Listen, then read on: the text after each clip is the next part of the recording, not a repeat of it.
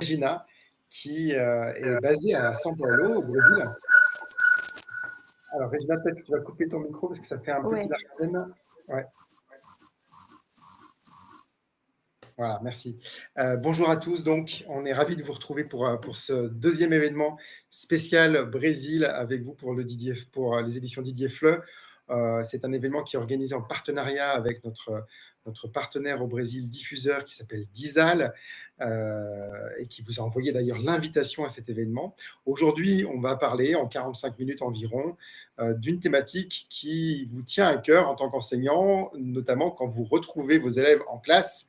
La coopération, c'est beaucoup plus facile à mettre en pratique en classe en présentiel, mais on verra aussi qu'on peut travailler la coopération à distance aujourd'hui.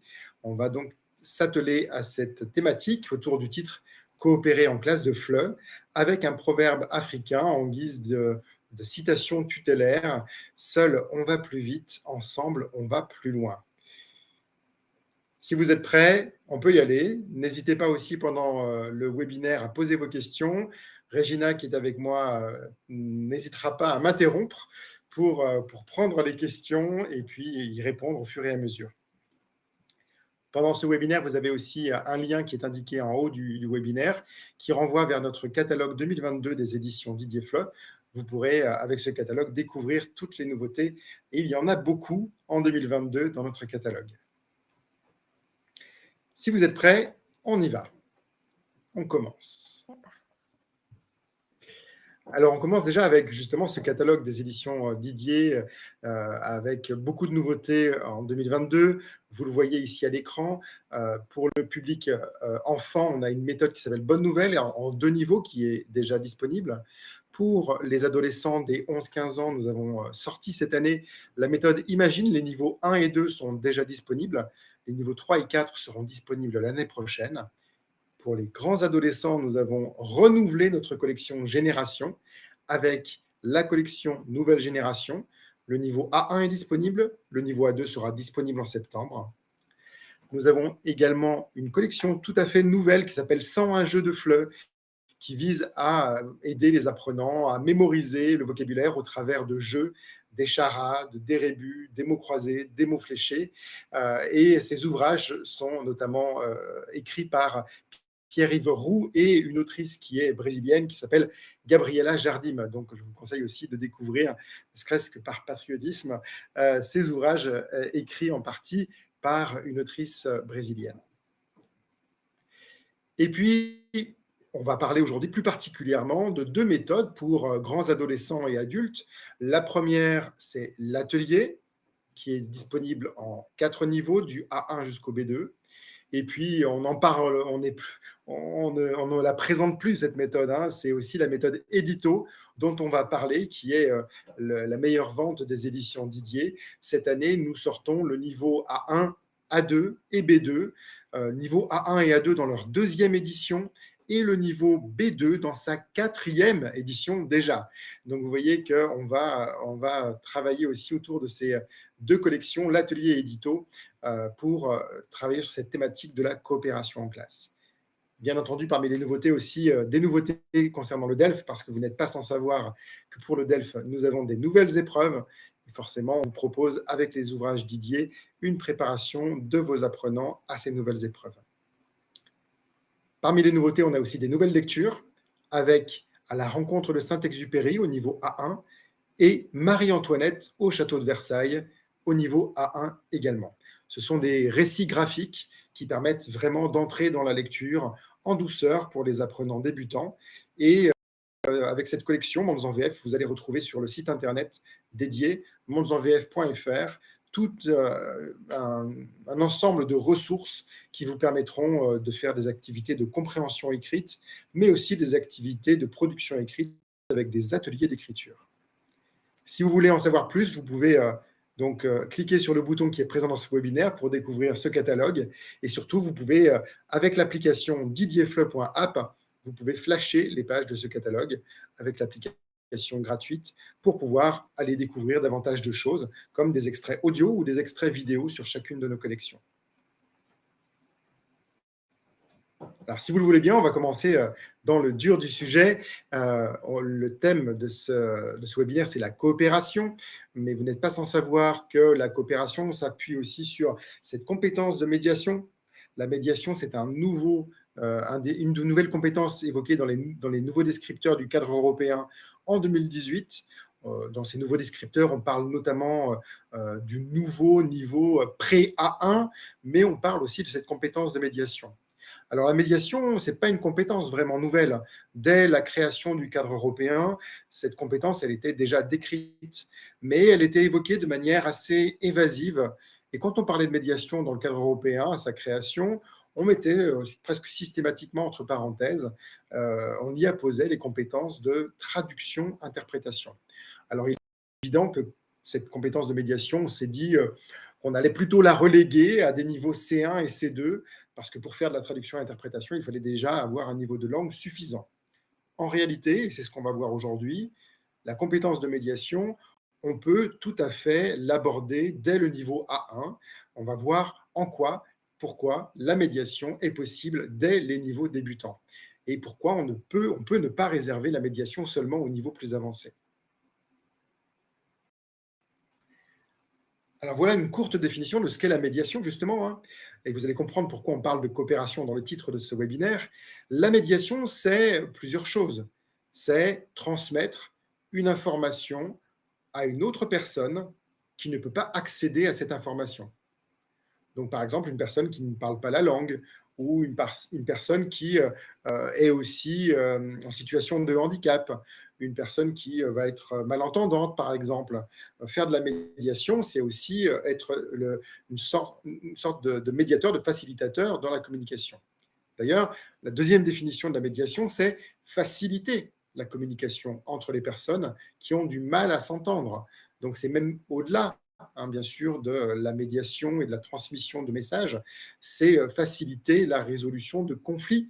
Bien entendu, des personnes qui ont du mal à se comprendre ou à s'entendre ou qui sont dans un débat insoluble, l'idée est de jouer le rôle de médiateur, donc de facilitateur de la communication. La troisième définition de la médiation consiste aussi à assumer à tour de rôle différents rôles. Des rôles très variés. On parlera de 4 rôles principalement lorsqu'on essaiera de travailler tout à l'heure sur comment évaluer la médiation. C'est principalement le rôle de modérateur, le rôle de présentateur, le rôle de rapporteur et le rôle de traducteur-interprète.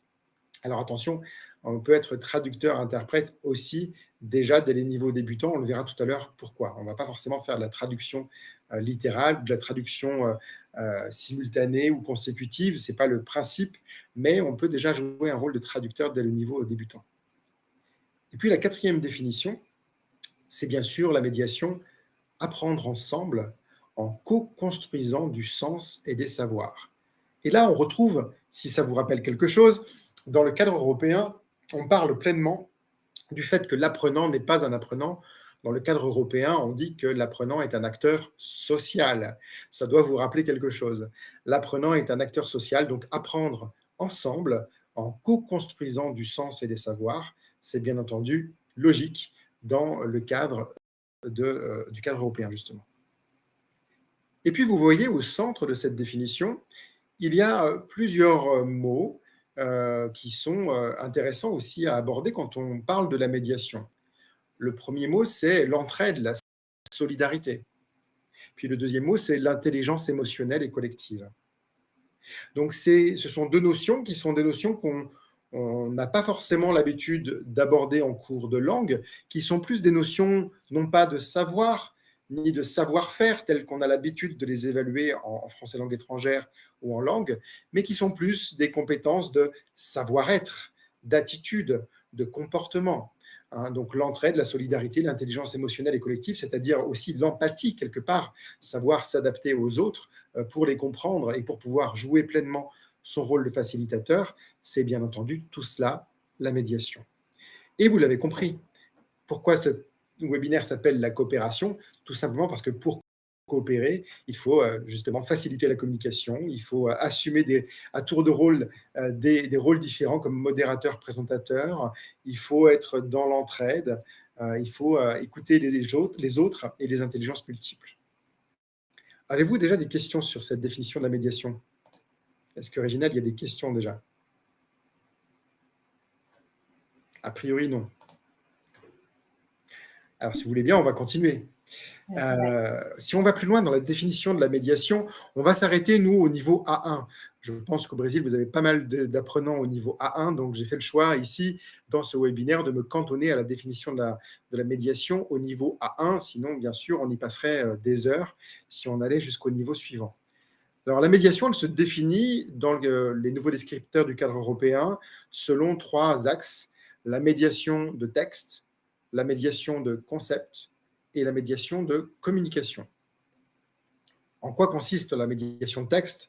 Tout simplement à transmettre des informations très simples à l'oral et à l'écrit, à traiter un texte à l'oral et à l'écrit, à traduire à l'oral et à l'écrit des mots et des expressions simples ou courantes. Donc, vous voyez que dès le niveau 1, on est capable de traduire. On fait déjà de la traduction, ne serait-ce qu'avec du lexique, hein, bien entendu. Vous voyez le retour en force de la traduction comme une compétence à part entière linguistiquement parlant, alors qu'elle n'était pas forcément en odeur de sainteté, cette traduction dans le cadre européen jusqu'à présent.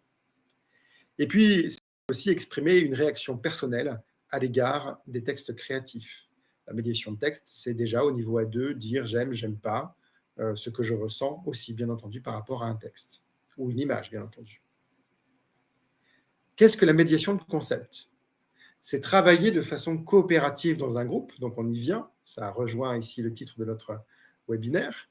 C'est faciliter la coopération dans une interaction avec ses pairs, avec ses collègues dans la classe. C'est coopérer pour construire du sens. C'est mener un groupe de travail. C'est gérer des interactions. C'est susciter un discours conceptuel.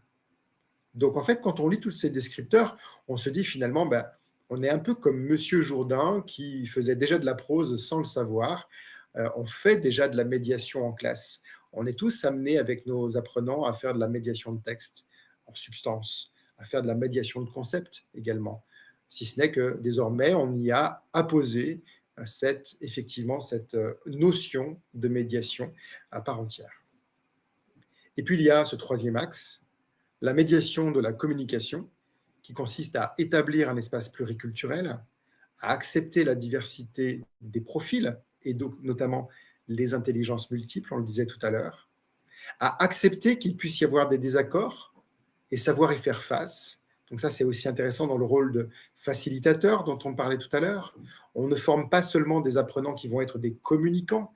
On n'apprend pas une langue pour communiquer, mais on apprend une langue aussi potentiellement pour faciliter la communication, pour désamorcer des situations difficiles, désamorcer des désaccords, par exemple. On va utiliser aussi des expressions simples et courantes et du non-verbal pour faciliter la communication. On peut faire des gestes, déjà au niveau A1, aussi pour apaiser la situation, faire un geste comme ceci pour demander à tout le monde de se calmer, de réduire le volume sonore, par exemple. C'est déjà aussi, en soi, par le non-verbal, une forme de médiation, de communication. Et puis, on peut laisser un apprenant agir comme intermédiaire au sein du groupe de travail. Imaginons un étudiant, un apprenant qui va être leader un peu dans le groupe ou qui va s'imposer un peu comme le modérateur du groupe, qui va jouer le rôle d'intermédiaire et de modérateur à part entière. On va se poser maintenant la question de savoir, dans tout cela, quel est le rôle de l'apprenant et quel est le rôle de l'enseignant. Parce que quand on parle de médiation, qui est le médiateur en réalité? Est-ce que c'est l'enseignant qui est le médiateur? Est-ce que c'est l'apprenant qui est le médiateur? Est-ce que c'est les deux? Bien entendu, c'est les deux qui sont les médiateurs. C'est déjà le rôle de l'enseignant en tant que tel. Un enseignant est déjà en soi un médiateur de sa classe, un médiateur de ses différents apprenants. Mais il est évident que dans la classe, les différents apprenants vont aussi, eux, jouer un rôle de médiateur. Et ce rôle de médiateur, on peut le diviser en quatre rôles, on va dire. Le rôle de modérateur, qui organise et qui gère le travail du groupe, qui s'assure de la compréhension des consignes, qui pose les questions pour faciliter les échanges, qui va vraiment ici être l'intermédiaire, le trait d'union entre les apprenants dans le groupe. Le traducteur, qui va traduire de la langue source ou de la langue commune vers la langue cible, le français, si cela est nécessaire. Le rédacteur, qui va collecter les différentes informations et les retranscrire sous forme de texte tels que des commentaires, des légendes, pourquoi pas aussi une illustration, hein, ça peut être un schéma. Le rédacteur peut schématiser sous forme de carte mentale, par exemple, ce qui aura été dit, les différents mots qui ont été abordés autour d'une thématique d'un champ lexical, par exemple. C'est le rédacteur qui va mettre en forme cette carte mentale. Et puis, il y a le présentateur, c'est-à-dire dans le groupe, cette personne qui va présenter oralement, au nom de tout le groupe, le travail de son équipe au reste de la classe. Alors, quel est le rôle de l'enseignant là-dedans? Le rôle de l'enseignant, il est bien entendu un petit peu en retrait. Ce n'est pas forcément lui qui parle le plus dans une activité de médiation. Il laisse les apprenants travailler en autonomie. Son rôle consiste davantage à les accompagner. C'est lui qui distribue peut-être un peu les rôles. C'est lui qui va peut-être distribuer les rôles de modérateur, de rédacteur, de présentateur. Et puis, c'est peut-être lui aussi qui va rappeler les consignes, qui va remettre en évidence certains éléments des consignes quand il voit que les élèves sont en train de se fourvoyer, qui va les remettre sur le droit chemin, par exemple. Et puis, il va répondre, bien entendu, aux questions que peuvent se poser les différents groupes de travail. Il va veiller, bien entendu, à ce que chaque groupe ait la possibilité de s'exprimer et que toutes les personnes dans le groupe aient la possibilité de s'exprimer, même si, bien entendu, c'est déjà le rôle en soi du modérateur dans un groupe. Avez-vous des questions jusque-là?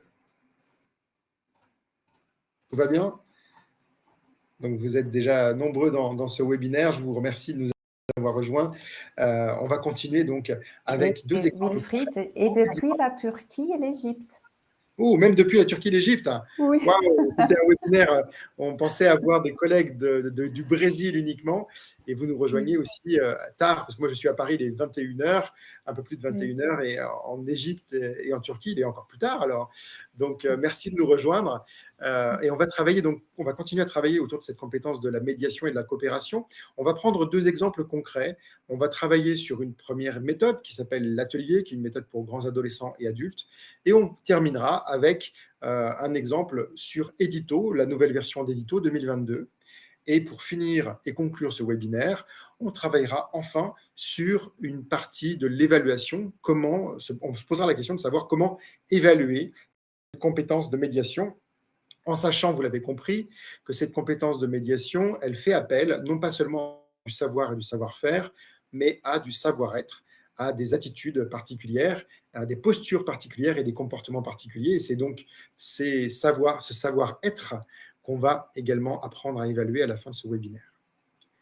Alors, on va essayer dans un premier temps déjà d'identifier la compétence de médiation-coopération dans la méthode l'atelier.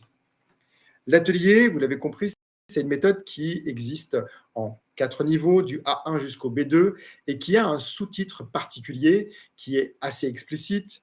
Le sous-titre, c'est agir, coopérer, apprendre. Bien entendu, il est évident que par le mot agir, on entend que la méthode est une méthode actionnelle, coopérer, qu'on va favoriser la coopération en classe, et apprendre, qu'on va aussi mettre l'accent particulièrement sur les stratégies d'apprentissage et impliquer l'apprenant dans les stratégies d'apprentissage, c'est-à-dire sa manière d'envisager son apprentissage. On va prendre pour l'atelier un exemple d'une unité au niveau A1. On est ici à l'unité 4 du niveau A1 qui s'intitule « On mange quoi cette semaine ?» Donc, si vous avez faim, je crois que je vous ai perdu parce qu'on va parler de nourriture dans cette unité et on va parler justement d'une mission. Vous voyez ici, dès l'introduction, on a une image qui représente bien entendu l'unité et puis vous le voyez en bas à droite sur cette double page de l'unité 4, du début de l'unité 4, on a une mission qui correspond au nom de l'unité. On mange quoi cette semaine? C'est le nom de la mission à la page 71. Et bien justement, ça va être ce qu'on va devoir résoudre. On doit résoudre dans l'atelier des missions collaboratives ensemble et répondre à cette question, qu'est-ce qu'on va manger cette semaine? Comment ça se présente la coopération au travers de l'atelier? Eh bien, dans l'atelier, on a plusieurs situations. Vous le voyez ici à l'écran, on est sur une situation 1, parler de ses habitudes alimentaires. Et je vous pose la question, est-ce que vous trouvez dans cette page des éléments qui vous montrent qu'on est déjà dans la compétence de coopération ou de médiation? Alors, est-ce que vous voyez où ça se trouve?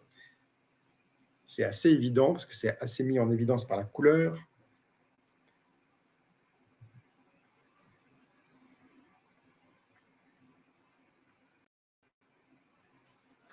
Alors, je vous donne la réponse, ça se trouve en bas à droite, vous voyez ce petit encart de couleur qui s'appelle action ou coopération selon les pages. Ici, vous voyez l'exercice 10 où on vous demande par groupe, préparer un sondage pour connaître les habitudes alimentaires et sportives de la classe et ensuite poser les questions de votre sondage à un autre groupe. Donc, on est déjà aussi dans une action de coopération. Pourquoi de coopération? Tout simplement parce que pour pouvoir réaliser cette tâche, qui est une tâche intermédiaire, on va bien entendu devoir se répartir des rôles. Qui fait quoi? Qui pose les questions? Qui construit les questions? Qui choisit les questions selon les critères qui sont pertinents? Donc, on doit déjà au départ, dans un petit groupe, se répartir les rôles. Et donc, on va faire appel ici, pour réaliser cette tâche, à des compétences qui sont autres que des compétences de savoir et de savoir-faire. Ce sont des compétences de savoir-être. Être capable de travailler en groupe, ça veut dire être capable de se répartir des rôles. Est-ce qu'ils ont été capables de se répartir les rôles? C'est peut-être une des lignes de votre grille d'évaluation. Est-ce que les rôles ont bien été répartis? Est-ce que les élèves se sont bien répartis les rôles entre eux? Deuxième situation, on est toujours dans la suite de l'unité, avec faire ses courses. Ici, on retrouve encore une fois une action de coopération à la fin de cette double page. Vous le voyez, on vous demande d'organiser un marché dans la classe. Faites deux groupes, les clients et les marchands. Pour les clients, vous devez préparer votre liste de courses. Pour les marchands, vous devez lister vos produits et les prix. Et ensuite, pour les clients, vous devez faire vos courses. Et pour les marchands, vous devez accueillir les clients et vendre vos produits. Donc, on va imaginer, bien entendu, une action plutôt orale. Ici, il y a une partie écrite pour écrire la liste des courses, la liste des produits, bien entendu, et une partie dialogue qui va être intéressante parce qu'ici, on va mettre en évidence, bien entendu, la coopération à plein, puisqu'on va demander à des élèves de se répartir des rôles déjà, les clients et les marchands. Et puis, parmi ces clients et ces marchands, on va bien entendu peut-être diviser les rôles entre ceux qui vont faire la partie écrite, c'est-à-dire lister les ingrédients, les différents produits qui vont être vendus et les prix, et puis ceux qui, de l'autre côté, vont prendre la parole pour justement vendre à la criée leurs différents produits. Donc, il est important, vous l'avez vu, dans une action de coopération, de se répartir les rôles. On le met en évidence, bien entendu, aussi dans ces actions qui terminent comme des micro-tâches, des tâches intermédiaires à la fin de chaque situation. Idem pour la situation 3, qui s'intitule « Faire des projets ». L'action, c'est « Faites une thérapie de groupe », organiser des groupes avec un coach et des patients, lister les problèmes du groupe et ensemble, trouver des conseils pour résoudre ces problèmes. Donc là, vous le voyez qu'on va progressivement un petit peu plus loin avec cet exemple, parce qu'on n'est pas seulement dans la répartition des rôles, on est aussi dans l'entraide. Vous vous souvenez du mot qu'on abordait tout à l'heure, l'entraide, la solidarité. On va imaginer quels sont les problèmes du groupe et on va essayer de faire du coaching. On va coacher, faire une thérapie de groupe pour identifier, par exemple, une personne qui a des problèmes de sommeil. Qu'est-ce que tu peux faire pour mieux dormir? Des problèmes, une personne qui mange trop de sucreries. Qu'est-ce que tu peux faire pour réduire ta consommation de sucre, par exemple? Ça, ce sont des problèmes qu'on peut imaginer tout à fait dans une classe, tout à fait acceptable dans une classe aussi, et qui permettrait d'imaginer un coaching entre les élèves, entre les apprenants. Et ce coaching, en tant que tel, est déjà fait appel déjà à du savoir-être et notamment à de l'entraide, qui est une compétence qu'on peut aussi tout à fait évaluer et qui, vous l'avez compris, est une compétence de médiation. Une fois que ces trois situations se sont terminées, avec ces micro-tâches comme vous les avez vues, on a ensuite dans l'atelier une page Lab Langue et Culture avec un projet qui est un projet vidéo. Au travers de ce projet vidéo, on a une recette ici de cuisine et vous le voyez, on vous propose en bas à droite de faire individuellement une tâche et par deux de faire une tâche. Ici, la tâche consiste en groupe à deux de filmer les recettes et de présenter la vidéo à la classe. On va faire une recette et on va la présenter, sa recette, à la classe. Donc, il y a aussi, bien entendu, un projet coopératif dans cette double page Lab Langue et Culture. Ensuite, cette double page se continue par deux ateliers. Un atelier de production écrite, de production orale, commandée au restaurant, et un deuxième atelier, donner son appréciation sur un restaurant, sur TripAdvisor par exemple ici, qui est une production écrite. Une unité dans l'atelier, ça se termine toujours par un mémo. Vous le voyez ici dans la page de gauche, qui reprend les différents points de langue, les différents points grammaticaux et les champs lexicaux qui ont été abordés dans l'unité. Et ça se termine, cette unité, par une grande page qui correspond à la mission. Et vous le voyez, on retrouve le titre de l'unité. On mange quoi cette semaine? Et vous le notez, dans cette page, la mission, elle est mise en scène. On va devoir parler de ses habitudes alimentaires, on va faire des courses, on va devoir donner son appréciation sur ce qu'on a mangé, on doit donner des conseils. Donc là, avec donner des conseils et donner son appréciation, on est déjà dans la compétence de médiation. Et puis, vous le voyez en dessous, on a 3 étapes. Ces 3 étapes qui sont structurantes pour vous aider aussi à animer ces ateliers de médiation avec vos apprenants. Je vais les lire avec vous, hein. Première étape, tout le groupe part une semaine. Les étudiants vont faire les courses pour les repas en définissant le nombre de personnes, les types de cuisine, les types de repas, est-ce qu'il y a des personnes qui sont végétariennes, etc. Deuxième étape, on va poser des questions pour connaître les goûts de chaque personne. Et troisième étape, on va écrire les menus de la semaine et préparer la liste des courses. Donc déjà, on est ici dans la compréhension de l'autre aussi, hein. Donc vous l'avez vu, on est bien entendu dans une tâche finale qui va reprendre l'intégralité des points de langue, donc les savoirs et les savoir-faire de l'unité. Mais au-delà de ces savoirs et de ces savoir-faire, on va aussi avoir une compétence autre qui est le savoir-être, qui est l'empathie, comprendre l'autre. Ah ok, oui, tu es végétarienne. Ah ok, tu n'aimes pas le fromage, donc on fera des sandwichs sans fromage. Ah ok, tu fais un régime sans sel, donc on va devoir faire des plats particuliers sans sel, etc., etc. Donc ça, c'est intéressant aussi à prendre en compte parce que dans votre évaluation finale, vous n'allez pas seulement évaluer le savoir, c'est-à-dire la capacité à utiliser certains mots de l'unité, certains lexiques de l'unité ou certaines règles de grammaire de l'unité. Vous n'allez pas utiliser non plus seulement les savoir-faire pour les évaluer. Est-ce qu'ils ont été capables de parler de leurs habitudes alimentaires et de faire des courses? Non, vous n'allez pas seulement évaluer ces savoir-faire, vous allez aussi évaluer le savoir-être, c'est-à-dire leur capacité à identifier avec empathie les besoins des autres. Et c'est déjà en soi une compétence de médiation. Avez-vous des questions? Puisque j'en ai terminé ici avec l'atelier A1. J'aimerais juste peut-être, si les questions peuvent se poser maintenant, vous pouvez y aller. Vous parlez justement sur l'atelier A1 du guide pratique de classe. Dans le guide pratique de classe de l'atelier, vous allez trouver des fiches pratiques qui sont des fiches de formation pour vous enseignants. Donc, je peux vous donner d'emblée le lien de ce guide pédagogique. Je vais le chercher tout de suite. Et je vais l'indiquer dans le chat. Donc dans le chat, je vous mets donc l'atelier guide et vous pourrez ici télécharger gratuitement le guide pédagogique complet de l'atelier A1, ce qui vous donnera aussi des informations très utiles, notamment pour, comme vous le voyez à l'écran, savoir coopérer. Voilà, on vous donne quelques pistes pour coopérer et organiser la coopération en classe. Et puis aussi d'autres pistes, on a 10 fiches, hein, il y a 10 fiches dans le guide pratique de classe et bien entendu dans le guide tous les supports pour vous aider à animer et à évaluer la coopération et les missions finales. Régina, tu avais une question, je crois.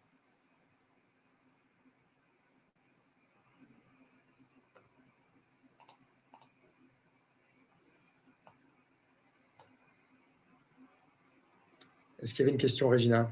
Non, c'est parti. Non, il n'y a pas de question. Pas de question. Non, donc, soit personne ne me comprend, soit tout le monde m'a compris et j'étais très clair. Donc, j'espère que j'ai été très clair. Et j'espère que cette unité sur l'atelier où on a parlé de nourriture vous a non seulement donné faim, mais vous a aussi donné envie de découvrir l'atelier. Alors, on va continuer avec un autre exemple. On va prendre ici la compétence de médiation de coopération avec Édito 2022. Vous l'avez compris, Édito 2022, c'est une réédition d'Édito. Édito A1 et A2, on en est à la 2e édition qui vient de sortir, ils sont déjà disponibles. Édito B2, on en est à la 4e édition déjà. Et bien entendu, vous connaissez déjà Édito B1 qui est récent, et puis Édito C1 qui existe déjà. Dans la collection édito et dans la famille édito, je voudrais la cousine. Et il s'agit d'édito pro. Édito pro B1, c'est le français professionnel. Ça vous permet au niveau B1 d'aborder vraiment des thématiques de français professionnel transversales à n'importe quel secteur d'activité. Alors, c'est justement sur cette méthode qu'on va s'attarder un peu plus pour voir comment la compétence de médiation est abordée. Et je vais parler, bien entendu, du niveau A1, encore une fois. Et on va prendre l'exemple ici de l'unité 1 qui s'appelle « Je suis », tout simplement parce qu'on est dans l'unité de la présentation. Et vous le voyez, cette unité, elle se termine par une double page, avec une nouvelle rubrique dans Édito qui s'appelle la rubrique « Vie pratique », qui donne des conseils concrets aux apprenants sur présenter des documents de la vie quotidienne, un passeport, une carte de transport, un permis de conduire, etc. Et puis qui va, par exemple, donner des conseils pratiques pour trouver un logement, etc., etc. Donc, on est ici dans une compétence pragmatique. Vous le savez, Édito, c'est une méthode qui aborde les documents authentiques. On a 100% de nouveaux documents dans cette nouvelle édition. Et au-delà des documents authentiques, l'intérêt d'Édito, c'est qu'on va aussi travailler sur les situations de la vie quotidienne authentique et notamment des cas concrets, pragmatiques, comme c'est le cas ici, avec présenter des documents de la vie quotidienne ou trouver un logement. Face à cette rubrique vie pratique, vous le voyez juste à droite sur cette double page, on est à la fin de l'unité 1 de Édito A1 2022. On a un atelier médiation. Et qu'est-ce que vous remarquez dans cet atelier médiation? Alors, est-ce qu'il y a des choses particulières qui vous sautent aux yeux? Vous le voyez ici, le titre de cet atelier, c'est « Réaliser un diaporama pour présenter un ou une artiste ». Donc, ça ressemble à une tâche finale, effectivement, une tâche finale comme on en voit souvent dans les méthodes de français langue étrangère ou de langue en général, une tâche finale qui va nécessiter aussi le recours à un outil. On va utiliser un outil pour faire des diaporamas, pour présenter son projet, ou ici pour présenter un artiste. La particularité de l'atelier médiation, vous le voyez, c'est qu'on vous explique la démarche, pas à pas, en 3 étapes. Une étape de préparation, une étape de réalisation et une étape de présentation. Et dans ces 3 étapes, on va bien entendu vous aider en tant qu'enseignant à répartir un peu les rôles dans les différents groupes qui vont se composer. Et puis sous la photo, vous le voyez, il y a quelques petites bulles, quelques petits phylactères qui sont des phrases toutes faites qu'on a déjà rencontrées dans l'unité et qui sont des phrases que l'on peut réinvestir, des phrases que l'on peut exploiter à nouveau dans le cadre de cet atelier de médiation. Alors bien entendu, on est au niveau A1, donc on donne beaucoup d'aide, beaucoup de pistes pour aider les apprenants à utiliser toutes ces ressources linguistiques à l'intérieur d'un projet collaboratif comme un atelier de médiation. Mais il est évident que plus on avance dans les niveaux, notamment au niveau A2, B1, etc., eh bien, ces petits conseils disparaissent parce que les apprenants aussi ont progressé. Je vous donne un exemple de ce que l'on trouve dans le guide pédagogique d'Édito A1, et c'est la même chose, bien entendu, dans les futurs guides pédagogiques d'Édito A2 et d'Édito B2. Il est téléchargeable gratuitement sur notre site internet, donc je vais vous mettre aussi tout de suite le lien de ce guide pédagogique et vous pourrez vous faire une idée de la richesse de ce que l'on trouve dans ce guide pédagogique. Édito A1 2022 guide, voilà, je l'écris tout de suite dans le chat avec le lien. Donc vous pourrez le télécharger. Qu'est-ce qu'on va trouver dans ce guide? Eh bien, on va trouver notamment des informations, vous le voyez ici, sur l'atelier de médiation. On vous donne toutes les consignes et tous les conseils pour vous aider à animer cet atelier et cette tâche finale. Et surtout, on vous donne des idées pour la classe. Ici, vous le voyez, à chaque atelier, on vous donne des idées différentes. Sur cet atelier de l'unité 1, on vous dit, pour former les sous-groupes, il est possible de procéder de façon suivante. Demander aux apprenants de se lever, de circuler dans la classe et de se poser la question « Qui est ton artiste préféré ?» Les inviter, à partir des réponses qu'ils ou elles fournissent, à former des binômes ou des trinômes par affinité. Par exemple, un groupe qui aime des chanteurs-chanteuses, un autre groupe qui aime des photographes, etc., etc. Donc, on vous donne dans Édito et dans les guides pédagogiques d'Édito de nombreux conseils aussi pour vous aider à favoriser cette compétence de médiation et à organiser surtout le travail du groupe, parce que le plus compliqué quand on travaille sur ces tâches finales, bien entendu, c'est de gérer l'énergie du groupe et non pas seulement l'énergie d'un seul individu et d'un seul apprenant. Regardons un exemple complet ici avec une autre tâche finale dans Édito A1, dans la nouvelle édition d'Édito A1.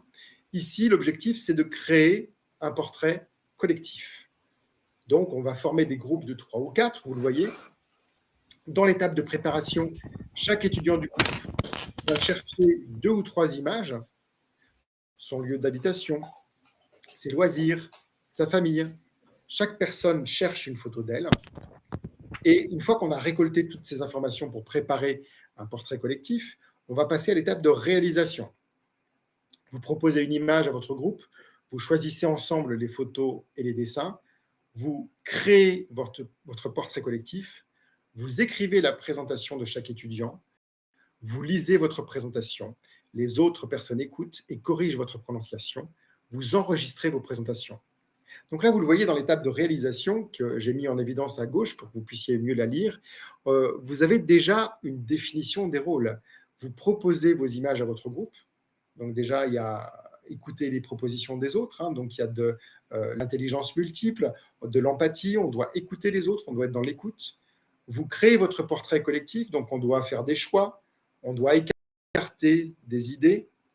Donc au niveau A1, on n'a pas forcément le vocabulaire pour s'exprimer, pour dire j'aime, j'aime pas ou je ne suis pas d'accord. On n'est pas forcément capable au niveau 1 d'exprimer un désaccord, mais avec le non-verbal, on va pouvoir aussi apaiser la situation, on va pouvoir le faire avec diplomatie pour écarter les idées qui nous semblent, pour le groupe, ne pas correspondre au projet.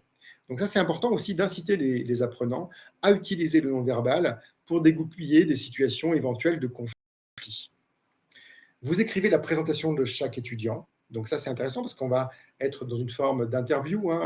On va essayer de comprendre l'autre. Donc on est dans l'entraide aussi. Et puis, vous lisez la présentation. Donc ça, c'est intéressant parce que justement, on est dans le rôle de présentateur dont on parlait tout à l'heure. Et les autres personnes vont corriger la prononciation. Donc on est dans l'entraide, encore une fois.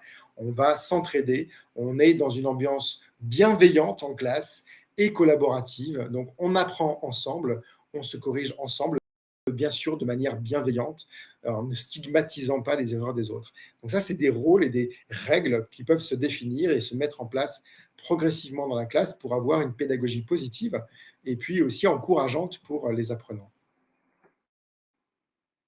Avez-vous des questions jusque-là? Toujours pas? Alors, on va parler de la compétence de médiation et voir comment l'évaluer. On va faire un petit test ensemble, un petit quiz. Vous voyez ici les 4 rôles dont j'ai parlé tout à l'heure. Le rôle de modérateur, le rôle de présentateur, le rôle de rapporteur et le rôle de traducteur-interprète. Et je vous propose de lire les différentes définitions qui se trouvent dans le tableau et de les classer dans les différentes catégories que je viens d'énoncer. Donc modérateur, présentateur, rapporteur et traducteur-interprète. Donc réfléchissez bien, on va les lire ensemble. Je vous laisse quelques petites minutes pour réfléchir. Transcrire un document écrit ou un discours oral vers une autre langue de façon structurée dans le respect du discours original. B. Organiser le travail de groupe. C. Noter les idées des uns et des autres au fur et à mesure. D. Anticiper et clarifier les ambiguïtés liées à la culture. E.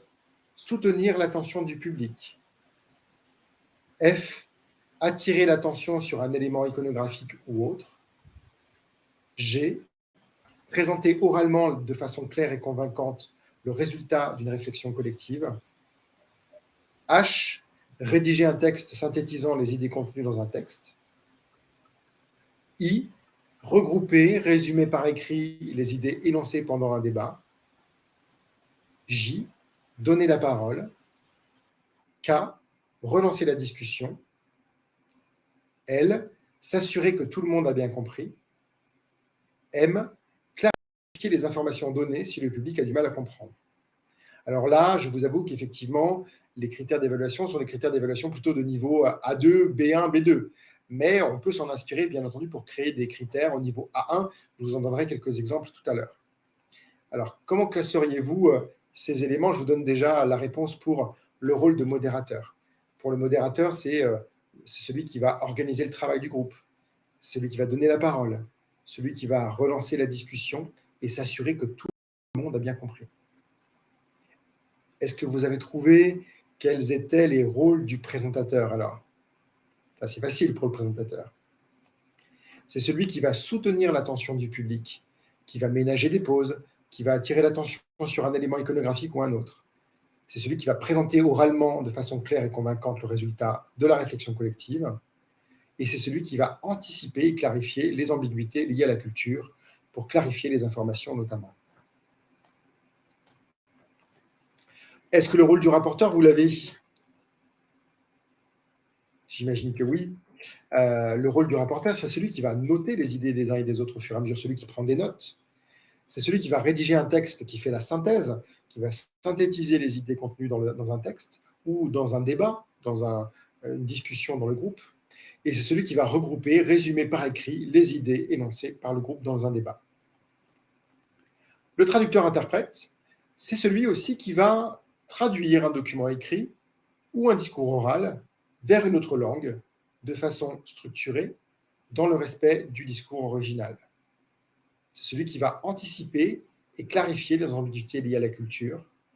C'est celui qui va transmettre à l'écrit ou à l'oral des informations. Alors, le rôle de traducteur, on peut aussi le voir de manière beaucoup plus simple. Un traducteur, c'est aussi une personne qui est capable de traduire un mot en français vers un dessin, par exemple. Le simple fait de lire un texte et de faire un schéma est déjà en soi une forme de traduction. On va permettre l'accessibilité au sens d'un texte ou au sens d'un mot par un dessin, par une représentation symbolique, par exemple. Donc, c'est aussi en soi une forme de traduction. On peut le faire déjà ça au niveau A1. Alors justement, dans le guide pédagogique d'édito A1, on vous donne les nouveaux descripteurs de la médiation au niveau A1. Donc vous vous souvenez, en début de webinaire, je vous parlais de la médiation de texte, de la médiation de concept, de la médiation de communication. Eh bien, dans le guide pédagogique, on vous donne tous les différents indicateurs, les différents descripteurs de cette compétence, cette nouvelle compétence de médiation, et vous pouvez bien entendu vous en inspirer pour créer des grilles d'évaluation. Donc, pour créer des grilles d'évaluation, vous le voyez ici, on vous donne quelques indices sur la médiation de texte, sur la médiation de concept. On va s'arrêter notamment sur cette médiation de concept. Être capable de coopérer dans un groupe, c'est être capable de faciliter la coopération et les interactions. C'est être capable de diriger le travail du groupe, donc de gérer les interactions. Donc ça, c'est intéressant aussi parce qu'on va, comme on l'a vu tout à l'heure, si on utilise ces différents verbes pour créer des critères d'évaluation, on va évaluer, au-delà du savoir et du savoir-faire, on va évaluer du savoir-être, une capacité chez l'apprenant à gérer l'interaction, à gérer les tours de parole dans un groupe et une capacité à faciliter la coopération, à être vraiment un rôle de modérateur et de médiateur dans le groupe. Donc vous voyez, on peut s'inspirer aussi de ces niveaux descripteurs pour créer des grilles d'évaluation. Je ne vais pas m'attarder plus longtemps sur ces différents descripteurs. Vous en avez d'autres ici sur la médiation de communication. Vous les retrouvez de manière intégrale si vous cherchez aussi les nouveaux descripteurs du cadre européen pour les niveaux A1, A2, B1, B2. Vous les retrouvez bien entendu en ligne sur le site de l'Europe. Vous l'avez ici à l'écran. Vous pouvez le retrouver facilement dans Google en tapant dans Google descripteurs de la médiation. Vous allez les retrouver très très facilement. Ils sont d'emblée disponibles, ces descripteurs, de toute façon, dans le guide pédagogique d'édito A1 2022 pour commencer, et bien entendu dans les futurs guides pédagogiques édito A2 et édito B2. N'hésitez pas à vous en inspirer pour créer vos grilles d'évaluation. C'est important aussi, vous l'avez compris, d'évaluer non pas seulement des apprenants qui communiquent, mais d'évaluer des acteurs sociaux. C'était le principe initial du cadre européen. Évaluer un acteur social, c'est donc évaluer aussi son comportement, sa capacité à être pleinement un facilitateur de la communication.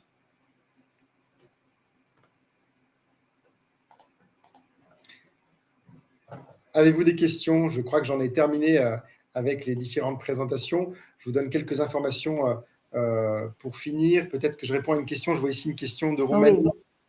C'est ça? Non, pas de Roumanie, pas du tout. De Philomena. De Philomena, qui nous demande, le groupe doit être de combien d'élèves?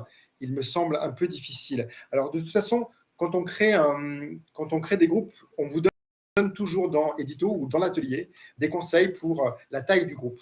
En règle générale, les premières activités de coopération que l'on fait à l'intérieur d'une unité, les micro-tâches dans l'unité qu'on fait dans l'atelier, c'est des petits groupes de 2 personnes en général. Et puis quand on arrive à la tâche finale avec la mission finale dans l'atelier, on est dans des groupes un peu plus conséquents qui peuvent aller jusqu'à 5 personnes.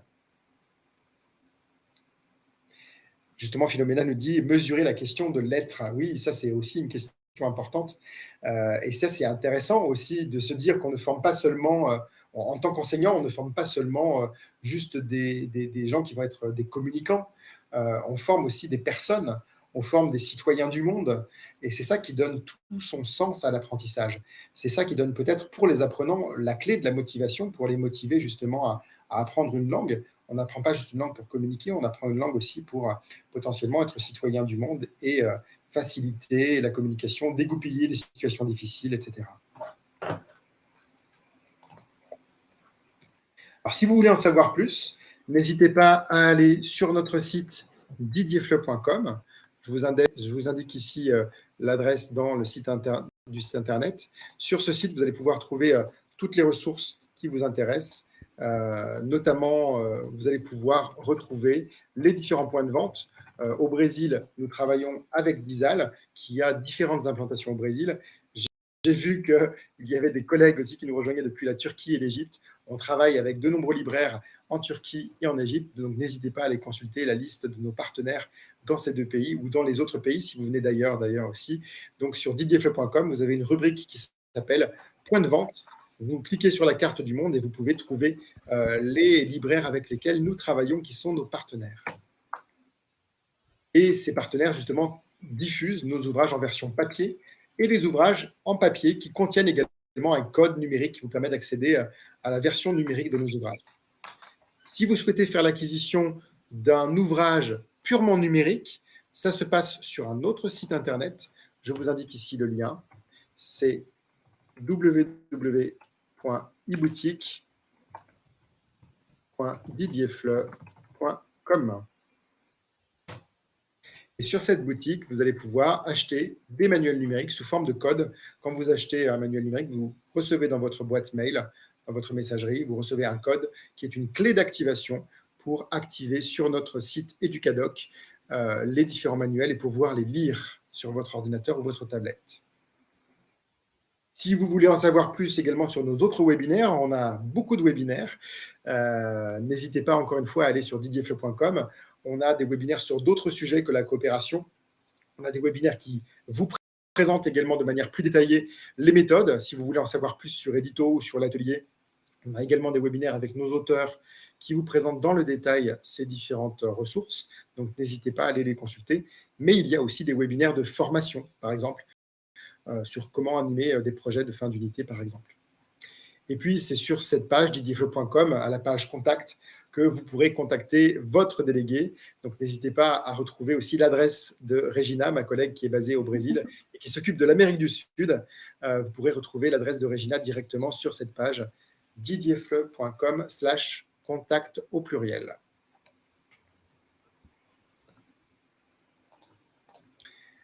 Voilà, merci à tous. Merci Regina aussi d'avoir été dans les coulisses pour suivre le chat. Merci Wilfried. On n'a pas eu beaucoup de questions, mais j'espère que ce webinaire vous a plu et qu'on vous retrouvera nombreux et nombreux pour d'autres événements en présentiel. On sera présent dans les différents congrès dans le monde, donc n'hésitez pas à nous rejoindre dans ces événements en présentiel. On sera vraiment heureux de vous retrouver en présentiel parce que les webinaires, c'est super, mais je vous avoue que vous le savez d'ailleurs en tant qu'enseignant, c'est toujours un peu compliqué de voir quel est le retour des participants dans la salle. J'avais l'impression d'être un petit peu solitaire. Merci Regina d'avoir été avec moi parce que je me sentais sinon un petit peu seul. Et puis on se retrouve très très vite en présentiel ou à distance. On se verra de toute façon avec plaisir. À bientôt, prenez soin de vous. À bientôt.